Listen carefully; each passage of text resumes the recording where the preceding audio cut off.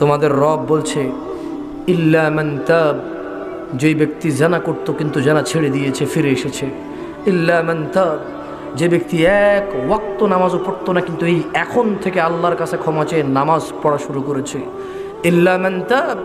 যে তার নিজ পিতামাতার অবাধ্য হয়েছে, কষ্ট দিয়েছে, এখন থেকে আল্লাহর কাছে এবং বাপ মায়ের কাছে ক্ষমা চেয়ে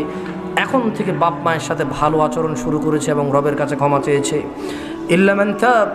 যে তার 50 বছর প্রতিদিন শুধু মদ পান করে অতিবাহিত করেছে, এই এখন বলেছে আল্লাহ আর মদ খাবো না, আমি ফিরে এলাম, আমাকে ক্ষমা করুন। ইল্লা মান তাব, যে ব্যক্তি তার পুরো জীবন জুয়া আর নারী জানা কেলেঙ্কারিতে তার জীবন পার করেছে, 70 বছরের গুনাহ, যে ব্যক্তি বলবে আল্লাহ আমি অপরাধ করেছি, ক্ষমাকারী আপনি, এই এখন আমি ফিরে এসেছি, আর অপরাধ করব না, প্রশংসা আপনার, আপনি আমাকে জীবিত রেখেছেন, আপনি আমার অন্তরকে কোমল করেছেন বলে আপনার কাছে বলছি আল্লাহ, যেহেতু আপনি আমাকে ক্ষমা চাওয়ার তৌফিক দিয়েছেন, আমার দোয়া কবুলও করে নেন। যে ব্যক্তি এমনটা বলে 70 বছরের জানা থেকে ফিরে আসবে,